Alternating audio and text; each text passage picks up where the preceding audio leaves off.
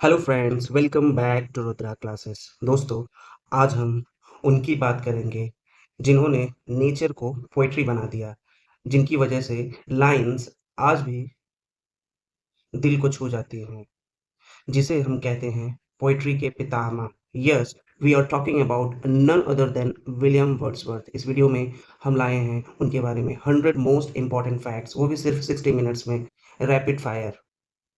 From the prelude to Tinton Abbey, from the lyrical ballads to Lake School, हर वो point जो exams में बार बार पूछा गया है आज क्रिस्टल क्लियर हो जाएगा। ये परफेक्ट है UP TGT PGT LT grade T triple S B KVS NVS and all English literature exams. तो हो जाएं तैयार वर्ड्सवर्थ एक्सप्रेस में बैठकर एक पोइटिक जर्नी के लिए, जहां हर फैक्ट आपका सिलेक्शन बूस्टर होगा। तो चलिए बिना देरी के शुरू करते हैं। The prelude presents the poet in a quest of his। Correct option है आइडेंटिटी। ठीक, इसका एक्सप्लेनेशन देखते हैं। पहले तो प्रिल्यूड प्रिल्यूड जो है, प्रिल्यूड एक लॉन्ग ऑटोबायोग्राफिकल पोएम है जिसको विलियम वर्ड्सवर्थ ने ड्यूरिंग रोमांटिक एज में लिखा था। और ये जो प्रिल्यूड है, असल में यह रिक्लूज नाम की एक बड़ी कविता की इंट्रो के तौर पर लिखी गई थी। ठीक है, जो प्रिल्यूड है एक द रिक्लूज नाम की बड़ी कविता के इंट्रो के तौर पर ही लिखी गई थी। लेकिन रिक्लूज तो कंप्लीट नहीं हो सकी, बट जो प्रिल्यूड थी वो काफी महान और बड़ी कविता बन गई, जबकि वो सिर्फ एक इंट्रो ही थी। और ये जो पोयम है, इस पोयम नेचर को बनाया गया है सेल्फ डिस्कवरी का एक मीडियम। वर्ड्सवर्थ जो है नेचर को मिरर की तरह यूज़ करते हैं खुद को समझने के लिए।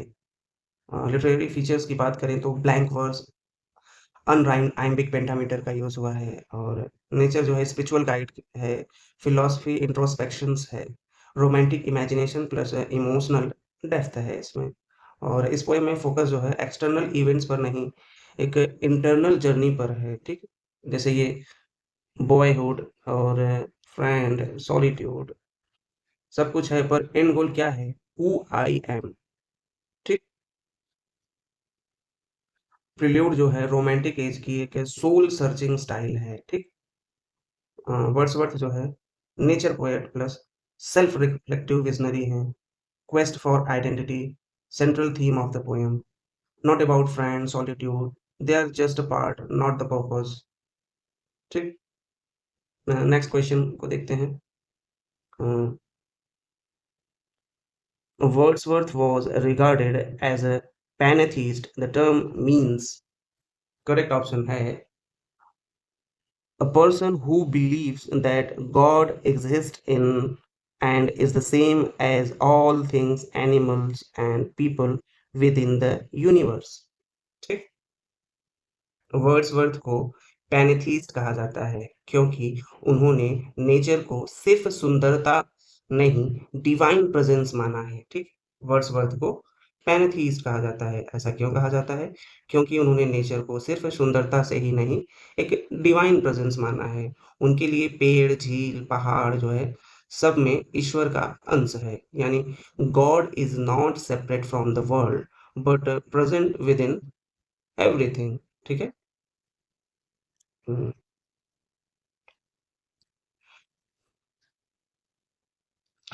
हाँ, पैनेथीस्ट वो जो हर चीज में भगवान का रोल देखते हैं, उन्हें कहा जाता है पैनेथीस्ट।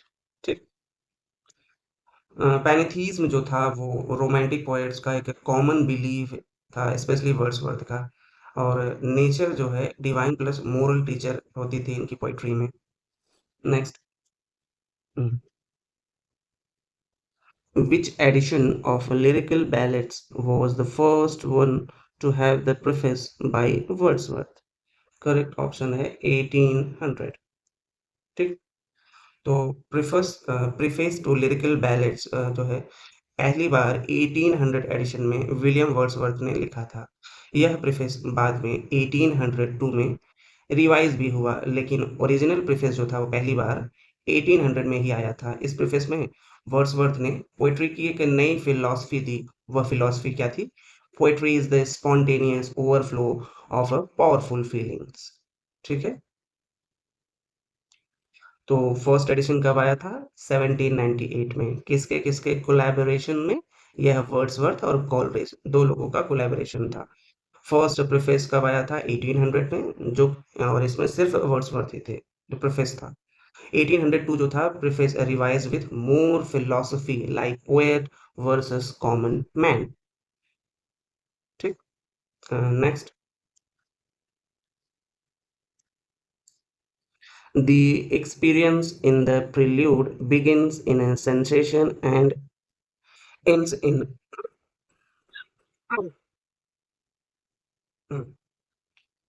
इसका करेक्ट ऑप्शन है थॉट। देखिए कैसे ये करेक्ट है कि the experiences in the prelude begins in a sensation and ends in a thoughts। हाँ, सिचुएशन देखिए, जैसे सोचिए आप किसी पहाड़ की चोटी पर खड़े हैं और ठंडी हवा, सामने बर्फ से ढकी चोटियां हैं, ठीक, ठंडी हवा चल रही है और सामने बर्फ से ढकी चोटियां हैं। पहले तो आप बस ऐसे महसूस करेंगे, वॉव! कितनी सुंदर है। पर धीरे-धीरे आप इस सोच में डूब जाते हैं कि इस सुंदरता के पीछे कोई गहराई है क्या? और यही जर्नी जो है वर्ड्सवर्थ की द प्रिल्यूड में होती है, सेंसेशन से थॉट। ठीक? द प्रिल्यूड जो थी एक ऑटोबायोग्राफिकल पोएम थी विलियम वर्ड्सवर्थ की, रोमांटिक एज की शुरुआत थी है, नेचर को सिर्फ़ जो है महसूस नहीं, एक समझने की यात्रा है, ठीक? जैसे शुरुआत होती है सेंसरी एक्सपीरियंसेस से, ठीक? सेंसेशन से होती है ना? और जैसे हवा, पानी, पेड़, लेकिन ग्रेजुअली वो जो है पोएट को डीपर थॉट में ले जाती है और फाइनल गोल है इनर सेल्फ को इंटेलेक्चुअली समझना, ठीक? यानी थॉट प्रोसेस, ना? तो ये जो है ब्लैंक वर्स में लिखा गया था, इसके पहले ही हमने इस पे चर्चा की है। और नेचर जो था टीचर प्लस फिलोसोफर था। Begins with a emotion, ends in a reflection, combines imaginations with intellect. ठीक? नेचर पोएट के लिए सिर्फ ब्यूटी नहीं, एक थिंकिंग फोर्स है यह। कैसे? पहले जैसे फीलिंग से फिर अवेयरनेस आती है, अवेयरनेस से फिर अंडरस्टैंडिंग, अंडरस्टैंडिंग से फिर थॉट। ठीक? थॉट करेक्ट है। तो प्रिल्यूड जो है एक साइकोलॉजिकल और स्पिरिचुअल ऑटोबायोग्राफी है, एक तरह से सेंसेशन से थॉट तक वर्ड्सवर्थ की एक टिपिकल पोएट्रिक जर्नी है ये। और रोमांटिक पोएट्री में यह इनवर्ड मूवमेंट कॉमन है, ठीक है? जो इनवर्ड मूवमेंट है बहुत कॉमन है। चलिए next. Who succeeded Wordsworth as a poet laureate in 1850? ठीक, तो ये थे अल्फ्रेड टेनिसन। ठीक, विलियम वर्ड्सवर्थ की मृत्यु के बाद 1850 में एल्फ्रेड लॉर्ड टेनिसन को पोएट लॉरिएट ऑफ इंग्लैंड नियुक्त किया गया। टेनिसन यह पद लगभग 42 वर्षों तक संभाले, सबसे लंबे समय तक पोएट लॉरिएट रहने वाले यह कवि बन गए। कौन? एल्फ्रेड टेनिसन जो थे। और 1850 में वर्ड्सवर्थ गए और टेनिसन ने जो लॉरिएट की गद्दी संभाल ली। ठीक, टेनिसन जो थे वो विक्टोरियन एज के एक प्रमुख पोएट लॉरिएट थे। और फेमस वर्क इनका था in Memoriam, Ulysses, the change of the light. ठीक, सॉरी हाँ, ये शायद नहीं, नहीं, ये रॉन्ग है, सॉरी हाँ। The charge of the light brigade, brigade था शायद, हाँ, देख लीजिएगा आप लोग। हाँ, next. In the prelude Wordsworth childhood ruminations tell us about his native. ठीक? In the prelude, Wordsworth's childhood ruminations tell us about his native। तो इसका करेक्ट ऑप्शन जो है वो कम्बरलैंड है। क्या है? कम्बरलैंड। तो इन द प्रिल्यूड वर्ड्सवर्थ ने अपने बचपन की जो यादें और अनुभव है शेयर करते हुए, वे सभी जुड़े हैं उनके नेटिव प्लेसेस है कम्बरलैंड से, जो अब लेक डिस्ट्रिक्ट का एक हिस्सा है नॉर्थ ईस्ट इंग्लैंड में। हम्म, यही वह जगह है जहां उन्होंने नेचर की ब्यूटी, सॉलिट्यूड और इमेजिनेशंस के बीज अपने बचपन में महसूस किए। प्रिल्यूड की नेचर फुल वंडरलैंड मिलता है, वर्ड्सवर्थ का कम्बरलैंड। ठीक, ये एक ट्रिक थी। और कम्बरलैंड जो है वर्ड्सवर्थ का एक बर्थ प्लेस है। लेक डिस्ट्रिक्ट और central to Wordsworth imagination, nature plus childhood memories rooted in a Cumberland landscape. Next option, sorry, question.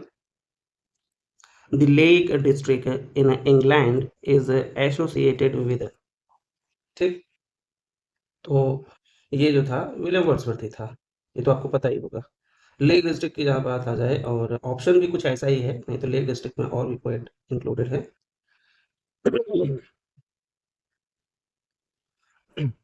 Lake district का नाम लेते ही सबसे पहले जो है आपको जैसे पता ही है कि लिटरेचर में विलियम वर्ड्सवर्थ कहा जाता है। यही रीज़न था जहाँ उन्होंने नेचर को जो है स्पिरिचुअल गाइड की तरह अनुभव किया, और यहीं की झीलें, पहाड़ें और वैलीज़ जो हैं उनकी कविताओं की आत्मा बन गई हैं। ग्रेसमैर जहाँ वो रहे हैं, और डव कॉटेज जो है उनका घर था ये, और रिडल माउंट जो था उनकी बाद की एक रिहाइश थी, ठीक। वर्ड्सवर्थ जो थे वो लेक पोएट ग्रुप के एक मुख्य सदस्य थे ना। लेक डिस्ट्रिक्ट जो था source of inspiration for the prelude और टिंटन एबे, ठीक। और ब्लैक और शेक्सपियर जो थे इस रीजन से जुड़े नहीं थे, सर यहाँ ब्लेक है ये। Next question, in which poem was sorry in which poem has Wordsworth described different moods of a nature? तो ये था लाइन्स रिटन अब टिंटन एबे ना। इसमें था कि Wordsworth describe different moods of nature. Wordsworth ने इसमें डिस्क्राइब किया था इस तरह से कि नेचर के बदलते रूपों और इंसान पर, एक second,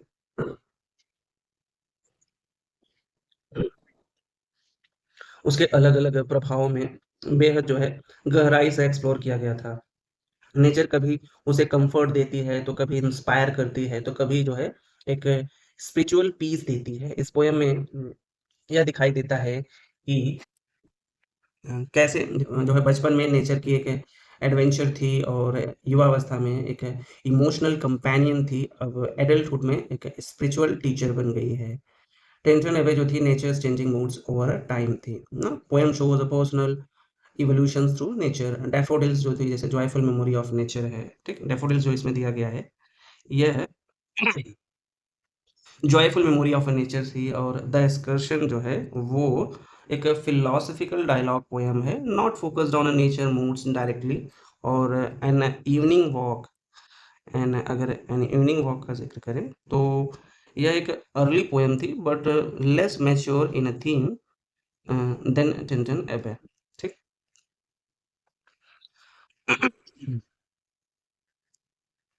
Will no one tell me what she sings? Perhaps the plaintive numbers flow for old unhappy for of a things and battles long ago. The above lines in occur the solitary reaper, ठीक, the solitary reaper। इसमें जो है यह पंक्तियां जो है Wordsworth की एक famous poem the solitary ripper से है, और इस पोएम में पोएट एक अकेली पहाड़ी लड़की को खेतों में गाते हुए देखता है, और उसकी आवाज़ जो है उसको इतनी इमोशनल और रहस्यमय होती है कि वर्ड्सवर्थ सोचता है कि क्या कोई मुझे बताएगा कि वो क्या गा क्या रही है ना।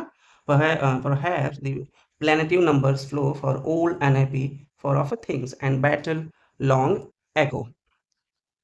यानी शायद वो पुरानी दुखद घटनाओं या किसी दूर की लड़ाई की कहानी जो है वो गा रही है।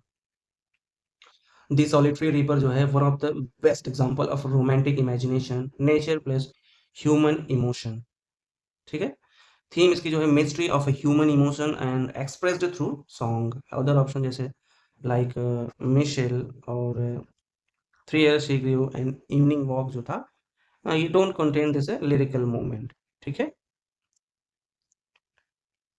नेक्स्ट जो है the sounding cataract haunted me like a passion, and these lines occur in the poem, ठीक। तो चिंतन एबे से ये है ये कि the sounding cataract haunted me like a passion ना। तो यहाँ जो है पोएट यह डिस्क्राइब करता है कि नेचर की आवाजें जैसे झरने की तेज ध्वनि ना, साउंडिंग कैटरेक्ट झरने की तेज ध्वनि, और उसके दिल दिमाग पर इतना गहरा असर डालती हैं कि वह पैशन बन जाती है। क्या बन जाती है? पैशन। एक इंटेंस इमोशनल एक्सपीरियंसेस है ये, ठीक? और टिंटन अवे जो थी पोएम वो मेमोरी, नेचर और इनर ट्रांसफॉर्मेशन की बात करती है। Haunted me like a passion एक सिंबल ऑफ रोमांटिक इंटेंसिटी को शो कर रहा है ना? Not found in a, resolution and independence ना? ये कहाँ है ये चीज़ें इसमें? द टेबल्स टर्न में भी ये चीज़ें नहीं हैं, ठीक? नेक्स्ट देखते हैं question. Robert Southey was succeeded by as the poet laureate of England, Wordsworth ना? तो रॉबर्ट सऊदी जो थे who served as a poet laureate of England from 1813 to 1813 to 1843 was succeeded by his close friend and fellow lay poet William Wordsworth in 1843. Although Wordsworth accepted the position reluctantly and didn't write much as a laureate, ठीक बस ऐसे नाम के appoint हो गए थे ये appointed was a symbolic recognition of his literary contribution, ठीक। फिर से रिवाइज कर लेते हैं। रॉबर्ट साउदी जो थे पोएट लॉरिएट थे, कब थे? 1813 टू 1843। विलियम वर्ड्सवर्थ अपॉइंटेड हुए थे laureate 1843। Wordsworth held the post till his death तक, मतलब 1850 तक। Shelley never became poet laureate, ठीक, he died young and was too radical ना, शेली तो थे ही नहीं। नेक्स्ट क्वेश्चन देखते हैं। Bliss was it in that dawn to be alive, but to be young was very heaven, and these lines occur in the poem of William Wordsworth. तो ये lines जो हैं वर्ड्सवर्थ ने फ्रेंच रिवॉल्यूशंस के early phase को याद करते हुए लिखी थी, जब उम्मीद जो थी बहुत ऊँची थी और हर युवा को लग रहा था कि दुनिया अब बदल जाएगी, ना? डॉन ये डॉन जो है refers to the beginning of the revolution, a time full of hope and idealism. एक बार से रिवाइज करते हैं। जैसे लाइन जो थी ये द प्रिल्यूड से आई थी, ये जो लाइन है द प्रिल्यूड की है और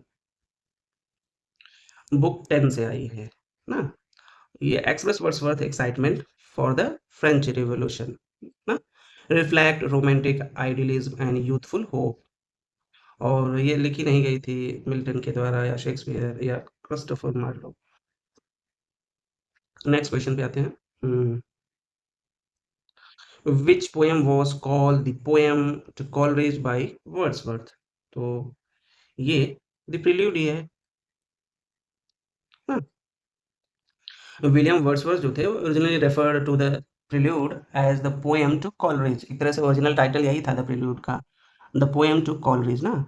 यह एक लॉन्ग ऑटोबायोग्राफिकल पोएम थी जो वर्ड्सवर्थ ने अपने करीबी मित्र और सहयोगी शैमुअल टेलर कॉलरेज को डेडिकेट की थी। द प्रिल्यूड जो थी में वर्ड्सवर्थ अपनी स्पिरिचुअल और पोएटिक जर्नी जो है चाइल्डहुड से एडल्टहुड तक ग्रोथ और नेचर के साथ उनके संबंध को दर्शाती हैं। ये सारी जो है आत्मिक यात्रा कॉलरेज से संबंधित थी, ठीक। द प्रिल्यूड जो है पोएम टू कॉलरेज थी, एक ओरिजिनल टाइटल है। द प्रिल्यूड का ओरिजिनल टाइटल की जब बात की जाए पोएम टू कॉलरेज ही है। टिंटन एबे जो है वो तो एड्रेस करता है, एक सेकंड, टिंटन एबे जो है वो एड्रेस करता है अपनी सिस्टर डॉर्थी को। और इंटीमेशंस ऑफ ऑड, क्या इंटीमेशंस ऑड, ये about loss of a child vision थी। और सॉलिटरी रिपर देखा जाए तो ये एक ऑब्जर्वेशन ऑफ हाईलैंड गर्ल का ना, जो सॉन्ग आ रही थी।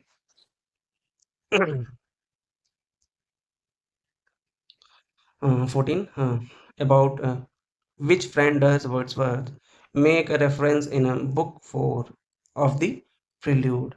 बुक 4 ऑफ द प्रिल्यूड में विलियम वर्ड्सवर्थ ने अपने प्रिय मित्र और कवि जो थे कौन, एस टी कॉलरेज का जिक्र करते हैं। और यह रेफरेंस जो है deep friendship, shared poetic vision और स्पिरिचुअल कनेक्शंस को दिखाता है। जैसे रोमांटिक एज की एक फेमस लिटरेरी जो है फ्रेंडशिप पर यह बेस्ड है। और वर्ड्सवर्थ जो थे उस समय की बात करते हैं जब वो नेचर और सेल्फ डिस्कवरी की यात्रा पर थे और उसे यह भरोसा था कि कॉलरेज जो है उनकी थॉट्स को समझेंगे, ठीक है। तो करेक्ट ऑप्शन जो है वो कॉलरेज है। कॉलेज कौन थे? The friend address in multiple parts of the prelude. The prelude was original title the poem to Coleridge. और बात की जाए कीट्स, लॉर्ड बैरन और शेली के, तो ये तो कंटेम्पररी थे, मतलब उनके समय के ही थे, रोमांटिक पोएट्स थे, but not reference personally in book 4 ना। अब question number 15, in Ode to Intimations of Immortality, Wordsworth sum up his philosophy of in Ode Intimation of Immortality from a recollection of a early childhood ना, William Wordsworth अपनी पूरी romantic philosophy को childhood के experiences पर समेट देते हैं। उनके अनुसार बचपन में जो इंसान होता है वो दिव्यता, एक तरह से डिवाइनिटी के सबसे करीब होता है। ठीक, चाइल्डहुड ऑप्शन जो है ये करेक्ट है इसमें। और क्योंकि वह जो है, हम हेवन से आए हुए प्राणी होते हैं, जैसे-जैसे उम्र हमारी बढ़ती है, वो डिवाइन लाइट जो है वो धीरे-धीरे फीकी पड़ने लगती है, उनका ऐसा मानना था। उनकी एक फेमस लाइन भी है कि heaven lies about us in our infancy. Childhood जो था वो source of wisdom, imagination and spiritual truth था। सेंट्रल थीम की बात की जाए तो इंटिमेशंस और थी not about old age, nation और मदरहुड ना। Poem reflects loss of child vision, but also a deeper spiritual gain. Hmm? Which stage of his life is a Wordsworth talking about in the prelude when he says, "Fair seed time had my soul, and I grew up, fostered alike by beauty and fear." ये childhood ही है इसका भी option. यह जो है book first से ली गई है प्रिल्यूड के, जहाँ विलियम वर्ड्सवर्थ रिकॉल करते हैं अपने चाइल्डहुड एक्सपीरियंसेस को। और यहाँ बात हो रही है, उनका मन जो है बचपन में ही नेचर की गोद में पला-बढ़ा, जहाँ एक तरफ ब्यूटी थी, जैसे झील, पहाड़, नदियाँ, तो दूसरी तरफ फ़ियर भी था, अंधेरा, अकेलापन, तेज़ झरनों की गूँज, दोनों मिलकर उनके पोएटिक सोल को नेचर करते हैं, ठीक? नर्चर करते हैं, सॉरी हाँ। दीज़ लाइन्स जो है ली गई हैं, ये लाइनें कहाँ से ली गई हैं? बुक फर्स्ट से, आप ये इसको थोड़ा नोट डाउन करते जाइएगा। बुक फर्स्ट से ली गई है, चाइल्डहुड और स्कूल टाइम के पीरियड का। और यहाँ बात की गई है नेचर जो है टीचर है with both soothing and strain sides ना। और नॉट फ्रॉम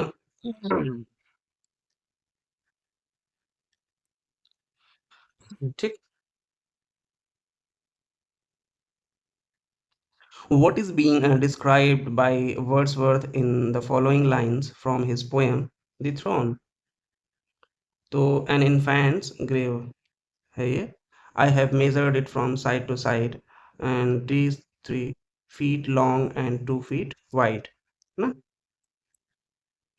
तो these lines from William Wordsworth black poem थी, और दी थ्रोन से refer to a tiny grave believe to be that of an infant. ठीक, the speaker describe a mysterious spot on the hill covered in a moss ना, and marked with a sorrow. उसका आकार बताया गया है, तीस 3 feet long and 2 feet wide, जो symbolic है एक है छोटे बच्चे के कब्र का। पोएम में एक औरत है मार्था रे का जिक्र होता है, जो जो सॉरी हाँ, जो पॉसिबली अपने बच्चों की मौत, अपने बच्चे की मौत के बाद दुख में डूबी रहती है, लेकिन वर्ड्सवर्थ जो थे वो चीज़ों को एक वो क्यों रखते हैं ताकि जो है इमेजिनेशन जो हो वो एक्टिव रहे। तो एग्जाम टिप ये रहेगी कि द थ्रोन जो है बैलेड स्टाइल पोएम है, full of mystery and sorrow. यह इन्फेंट ग्रेव थी, की symbol in a poem infant grave. Cradle या cot mentioned in a theme but not in this line. ठीक है। करेक्ट ये है, और small cot fallen through. Martha Ray जो है कि सेंट्रल फिगर है, ठीक है, इस ट्रेजेडी की।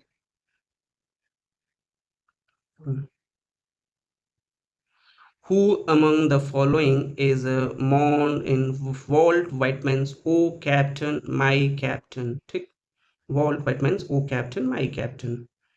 तो अब्राहम लिंकन है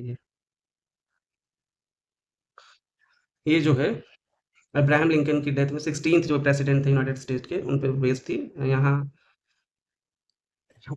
कुछ एक्सटेंडेड मेटाफर का यूज़ भी हुआ था, जैसे कैप्टन यहाँ अब्राहम लिंकन के लिए यूज़ होता है और शिप जो है यूनाइटेड स्टेट्स, वॉयजेस जो थी द सिविल वॉर और प्राइज़ जो था प्रिज़र्वेशन ऑफ द यूनियन के लिए था। ऑल्दो जो वॉयज थी वो civil war ends in a success, the captain Lincoln जो थे लाइक डेड जब हुए, सिंबलाइजेस हिज असैसिनेशन इन 1865 की बात करता है, ठीक? तो ओ कैप्टन माय कैप्टन एक एलेगी है फ्रॉम अब्राहम लिंकन की, ठीक? कब लिखी गई थी? 1865 में। After Lincoln assassinations, na, uses metaphor and a strong emotional tone, not about Keats, Shelley, and Emerson. Na?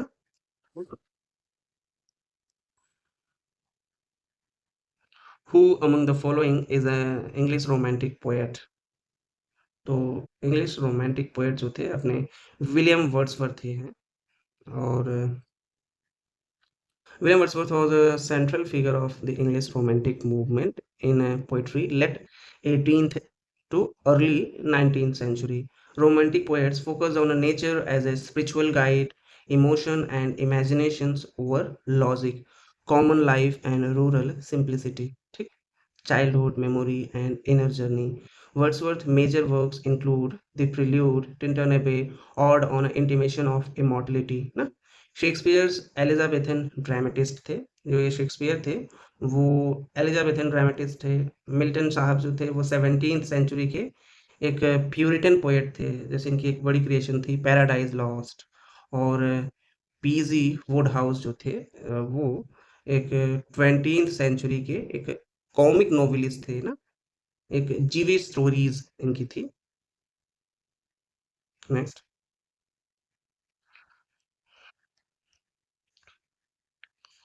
Who wrote the autobiographical poem the prelude? Bar bar question ये आए हैं अलग अलग एग्जाम्स में, तो इसीलिए आपको ये बार बार दिख रहे हैं। ठीक। जैसे ये जो प्रिल्यूड थी, आपको मैं एक सिचुएशन देता हूँ। कभी ऐसा लगा है कि आपके बचपन से लेकर जवानी तक आपके हर एहसास को कोई किताब में लिख दे? वर्ड्सवर्थ ने ऐसा ही किया था प्रिल्यूड में। अपनी आत्मा की पूरी यात्रा को उतार दिया था उन्होंने प्रिल्यूड में। प्रिल्यूड उनकी एक ऑटोबायोग्राफिकल पोएम है, यानी खुद की लाइफ स्टोरी पर डायरी स्टाइल, नेचर और थॉट के लेंस से। ठीक है? वर्ड्सवर्थ ने इसे अपने दोस्त कॉलरिज को डेडिकेट करना चाहते थे, इसलिए पहले इसका नाम था द पोएम टू कॉलरिज, लेकिन बात की कुछ अलग ही सीन निकली। पोएम में दिखती है पोएट की चाइल्डहुड मेमोरीज, नेचर के साथ उसका बॉन्ड था, कैम्ब्रिज में पढ़ाई की, फ्रेंच रेवोल्यूशन का असर था और अंत में एक मैच्योर पोएटिक वॉइस की खोज हुई है। ये पोएम जो है पूरी तरीके से ब्लैंक वर्स में लिखी गई थी। इसमें no rhyme, pure flow of thought था। तो प्रिल्यूड का क्या था? एक ऑटोबायोग्राफिकल पोएम है, वर्ड्सवर्थ ओवर मेनी ईयर्स, ठीक? पब्लिश्ड पोस्थुमसली इन 1850 और सेंट्रल थीम था growth of a poet's mind ना। Bliss was it in that dawn to be alive, but to be young was very heaven. What was the great event Wordsworth had in mind while writing these lines? ठीक है? तो Wordsworth के दिमाग में क्या चल रहा था ये लिखते हुए? वही फ्रेंच रिवॉल्यूशन पूरा घुसा हुआ था उनके दिमाग में। Bliss was it in that dawn to be alive. इसके पहले भी एक क्वेश्चन आया था। But to be young was very heaven. सोचिए, जब पूरी दुनिया बदल रही हो, लोग आज़ादी के लिए लड़ रहे हों, तानाशाही गिर रही हो और आप उस समय युवा हो, यानी वर्ड्सवर्थ के लिए फ्रेंच रिवॉल्यूशन का वो समय जिंदा रहना एक सुख था, लेकिन जवान होना जैसे जन्नत। ठीक है? अब तो आपको याद रहेगा ये चीज़ हमेशा। ये लाइन आती है द प्रिल्यूड बुक 10 से और वर्ड्सवर्थ डिस्क्राइब कर रहे हैं अपने emotions during the early phase of the French revolution 1789। ठीक। और उस दौर में उन्हें लगा कि ह्यूमैनिटी जो है एक नए युग में प्रवेश कर रही है, फ्रीडम, इक्वालिटी एंड ब्रदरहुड के साथ। Lines from the prelude refer to French Revolution, not marriage और कॉलरेज। ठीक। और reflect Wordsworth's romantic idealism and hope for change. Later in a life, he became disillusionized ना with the revolution of violence। ठीक। Wordsworth was a romantic poet। जब पूरी दुनिया जो है मशीन और तर्क यानी लॉजिक की तरफ भाग रही थी, तो वर्ड्सवर्थ एक ऐसे पोएट थे जिसने कहा, चलो नेचर की गोद में लौटते हैं, वहाँ हमें खुद से मिलने का वक्त मिलेगा। ठीक। वर्ड्सवर्थ को कहा जाता है फादर ऑफ इंग्लिश रोमांटिसिज्म। उन्होंने नेचर, चाइल्डहुड, इमोशंस और इमेजिनेशंस को अपनी पोइट्री का हार्ट बनाया। रोमांटिक मूवमेंट ने क्लासिकल रूल्स को तोड़ा और पर्सनल फीलिंग्स को इम्पोर्टेंस दी। तो फीचर ऑफ वर्ड्सवर्थ रोमांटिसिज्म क्या था? नेचर जो थी, nature equal to spiritual guide, childhood is equal to purest wisdom, emotions greater than logic. ठीक। कॉमन मैन की लैंग्वेज में पोएट्री। रोमांटिक एज के पोएट थे वर्ड्सवर्थ। मेजर वर्क्स इनकी क्या-क्या थी? द प्रील्यूड थी, टिंटन एबे थी, डैफोडिल्स थी, इंटिमेशंस और थी, और confessionals is equal to Sylvia Plath, satirical is equal to Pope, classical जो थी वो ड्राइडन पोप थी ना। फिर से एक बार देखते हैं। क्लासिकल जो थे स्लाविया प्लैथ थे ना, क्लासिकल पोएट, और सटायरिकल पोएट जो थे वो पोप थे। एक सेकेंड, मुझे लगता है मैंने गलत बताया। वर्ड्सवर्थ तो रोमांटिक पोएट थे ही। क्लासिकल पोएट ड्राइडन और पोप थे, और सटायरिकल पोएट भी पोप थे ना। कॉन्फेशनल पोएट की बात की जाए तो ये थे, इसकी स्पेलिंग मैं लिख दे रहा हूँ। एल वी आई ए प्लैथ, PLATH। ठीक। तो ये थे SYLVIAPLATH,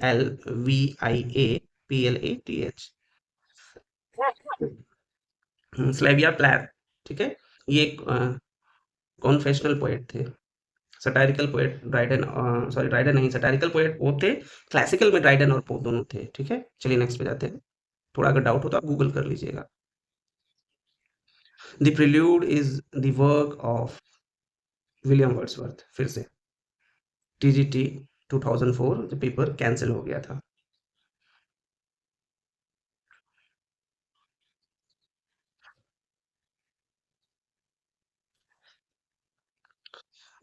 ये भी जो है वर्ड्सवर्थ है। ठीक। नेक्स्ट क्वेश्चन पे चलते हैं। Who among the following is the interpreter of nature in many moods? ये भी विलियम वर्ड्सवर्थ है। ये TGT 4 में आया था 2004 में। इसके पहले भी अलग अलग स्टेट्स के TGT एग्जाम्स में आया था। जिसके लिए क्वेश्चंस बार बार आपको शो हो रहे हैं। तो एक सिचुएशन से मैं इसको आपको समझाता हूँ कि that's Wordsworth true interpreter of nature's many moods कैसे थे। जैसे सोचिए, कोई ऐसा कवि जो नेचर को सिर्फ देखता नहीं बल्कि उसके हर मूड को महसूस करता है। बारिश में उदासी, सूरज में उम्मीद, पत्तों में फुसफुसाहट और अकेलेपन में भी शांति। तो इसीलिए वर्ड्सवर्थ को true interpreter of a nature in many moods कहा जाता है। ठीक, the true interpreter of nature's many moods. जैसा कि आपको पता है कि वर्ड्सवर्थ रोमांटिक पोएट थे, और वर्ड्सवर्थ बिलीव करते थे नेचर सिर्फ सुंदर नहीं, वो हमारी टीचर है, हीलर है, हील करती है और गाइड भी करती है। हर जगह नेचर की झलक मिलती है उनके क्रिएशंस में। जैसे टिंटन अबे हो गया, द प्रिल्यूड हो गया, डैफोडिल्स, इंटिमेशन ऑफ ऑड हो गया। और nature as a friends, mother of philosopher है, shows joy, fear, comfort and wisdom through nature. Inner emotions is equal to outer landscape से जुड़ते हैं वो। वर्ड्सवर्थ जो थे हाई प्रीस्ट ऑफ नेचर थे। Nature's changing moods central romantic theme थी। और विलियम बटलर ईट्स की बात की जाए तो ये जो थे सिंबोलिज्म थे प्लस आयरिश नेशनलिज्म थे। शेक्सपियर क्या थे? विलियम शेक्सपियर साहब जो थे वो human nature not a natural landscape, ठीक, स्किल उनका ह्यूमन नेचर पे था। और विलियम पिट की बात की जाए तो ये एक पॉलिटिशियन थे, पोएट नहीं थे।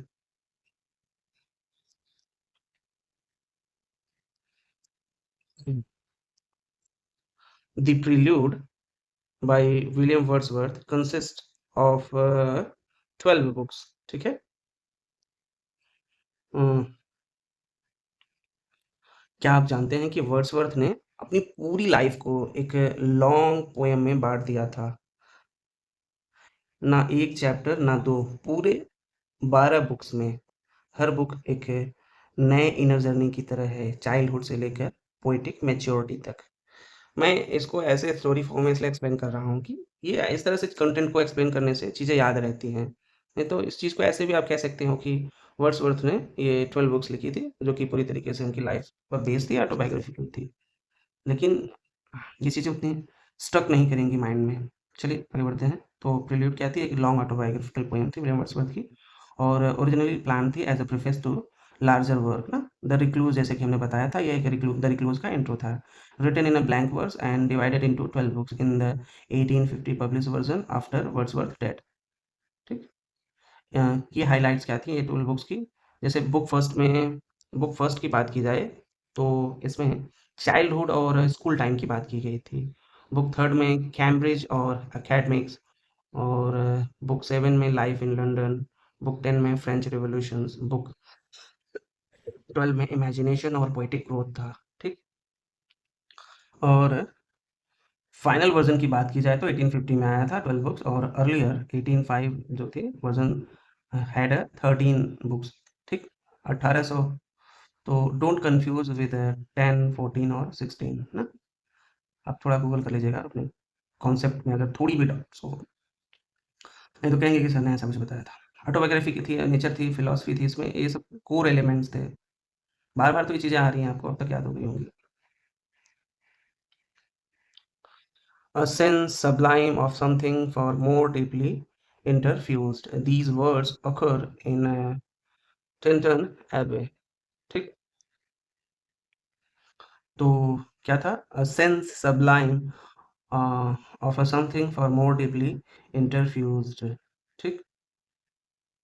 जैसे आप कभी ऐसा महसूस हुआ होगा कि कोई पेड़, हवा या नदी सिर्फ़ देखने की चीज़ नहीं है, बल्कि वो अंदर तक समाई हुई कोई गहरी शक्ति है। वर्ड्सवर्थ को भी यही हुआ था और उन्होंने इसे कहा a sense sublime of something for more deeply interfused. ठीक, ये पोएम जो थी line composed a few miles above Tintern Abbey 1798 Wordsworth share how nature is not just a scenery it's a spiritual force. ये line nature को एक ऐसी शक्ति के रूप में दर्शाती है जो हमारे माइंड सोल और हार्ट में समा जाती है।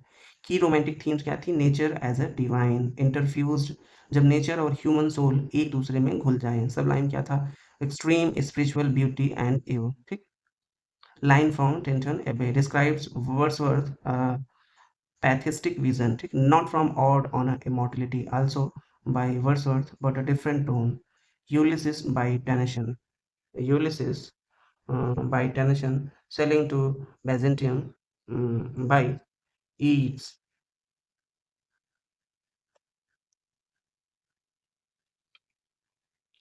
Who is the author of Tintin Abbey?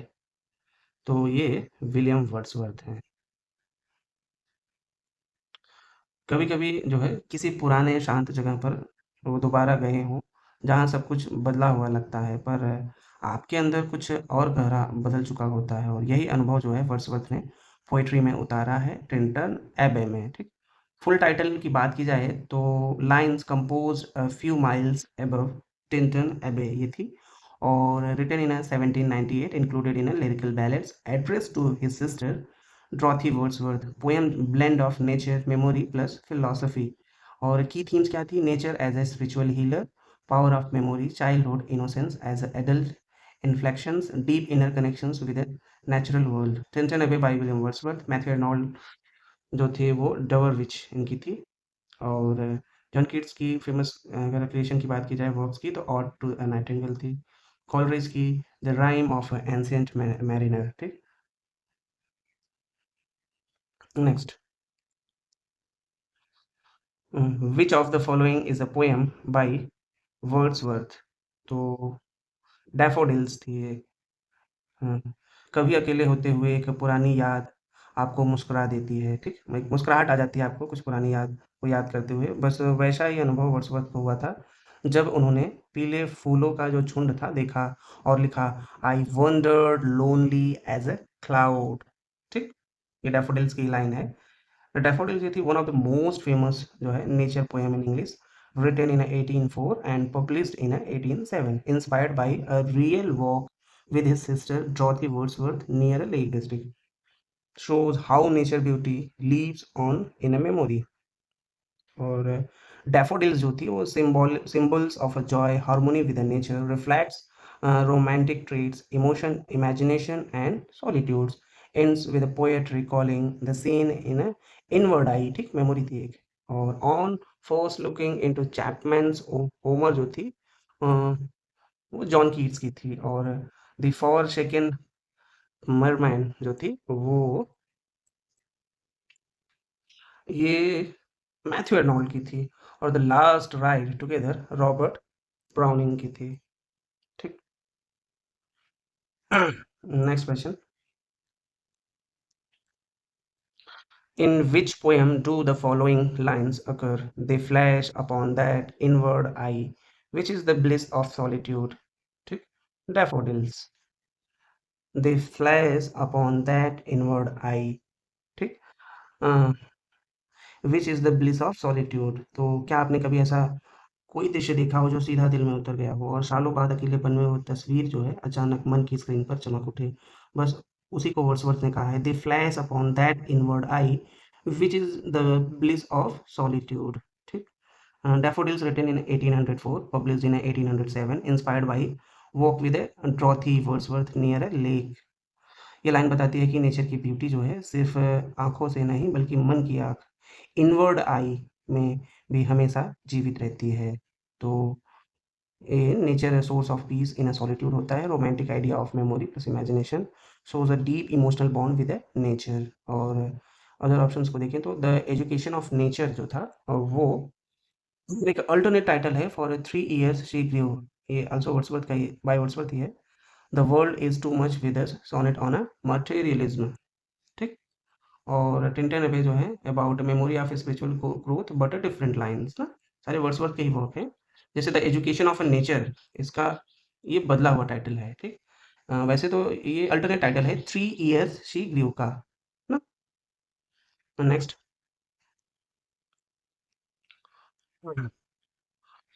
The solitary ripper is. तो सॉलिटरी रिपर एक ब्लैड है, क्या है, ब्लैड है, बैलेड है, आप जो भी कहें इसको, बैलेड है। ठीक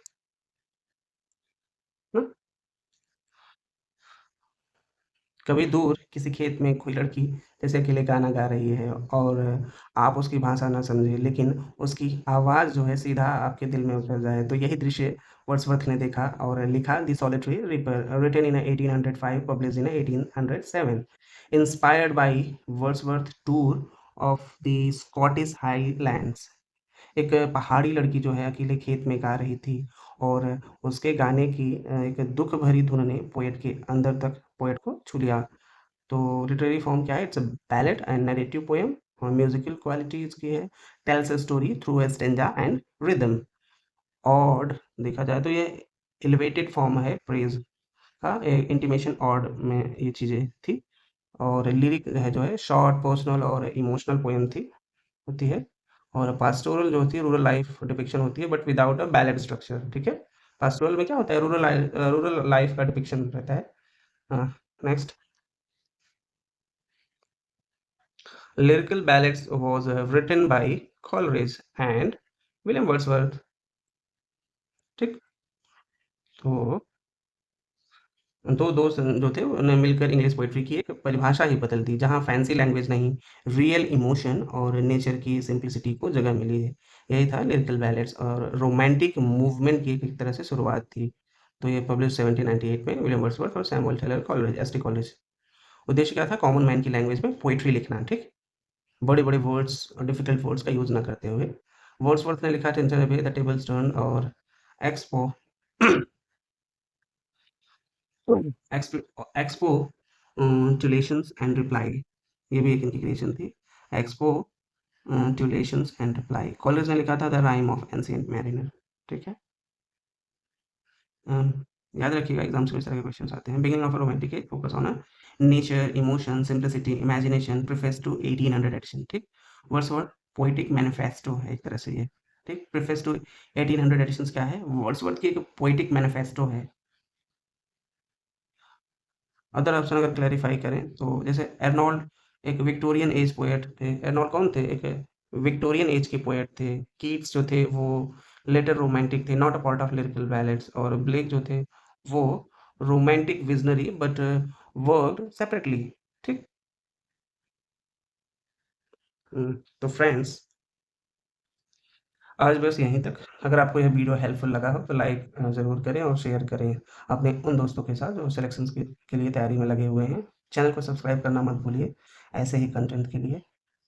चलिए मिलते हैं नेक्स्ट क्लास में। Thank you.